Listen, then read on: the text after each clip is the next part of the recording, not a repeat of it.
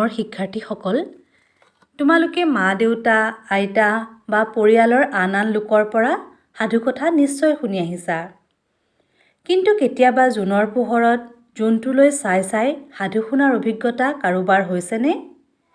জোনটো আকাশৰ বহু দূৰৈত থাকে। এই জোনটোক লৈয়ে আমি বহু সাধুকথা শুনো। জোনটোক লৈ তোমালোকে কেতিয়াবা কোনো কথা কল্পনা কৰানে? ধৰি লোৱাচোন জোনটো তোমালোকৰেই সমনীয়া। আমি যিদৰে জোনটোলৈ চাই থাকোঁ, জোনৰ লগত খেলাৰ কথা ভাবোঁ, জোনৰো কিজানি আমাৰ লগত খেলিবলৈ মন যায়।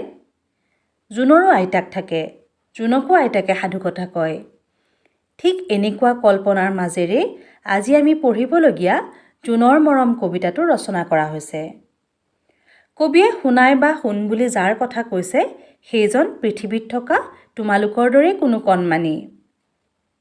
তোমালোকে এই কণমানিৰ ৰূপত নিজকো কল্পনা কৰি ল'ব পাৰা। এতিয়া কবিতাটোত কোৱাৰ দৰে তোমালোকে কল্পনা কৰাচোন, বিশাল আকাশৰ পৰা জোনটোৱে যেন আমালৈকে চাই থাকে। কবিতাটোত জোনবায়ে এটি সৰু ল'ৰাক উদ্দেশ্য কৰি কিছুমান কথা কৈছে। অকণমানি সৰু ল'ৰাটোক সোণাই বুলি মাতি জোনবায়ে নিজৰ চিনাকি দি কৈছে যে পৃথিৱীৰ পৰা বহু দূৰৈত থকা আকাশতে জোনবাইৰ ঘৰ। ৰাতিৰ আকাশত তিৰবিৰাই থকা তৰাবোৰৰ সৈতে জোনবায়ে সদায় ধেমালি খেলে, আনন্দ মনেৰে বালি ঘৰো সাজে।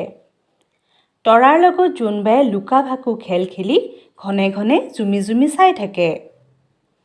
অকণমানি সোণাইৰ লগত খেলিবৰ বাবেও জোনবাইৰ বৰ মন যায়, কিন্তু সোণাই বহু দূৰৈত থকাৰ বাবে জোনবায়ে খেলিব নোৱাৰে। সেয়েহে বোলে জোনবাইৰ মনত বৰ বেজাৰ লাগে। জোনাক ভৰা নিশা আইতাকে সোণাইক যিদৰে সাধুকথা কয়, জোনবাইকো বোলে আইতাকে সাধুকথা কয়। আকাশৰ পৰাই জোনবায়ে মুখত এটি মিচিকীয়া হাঁহি লৈ তোমালোকৰ নিচিনাই অকণমানি সোণাইক চাই থাকে। এই কবিতাটো ৰচনা কৰিছে অৰ্পণা বণিকই। তোমালোকে কবিতাটো মনত ৰাখিবলৈ চেষ্টা কৰিবা।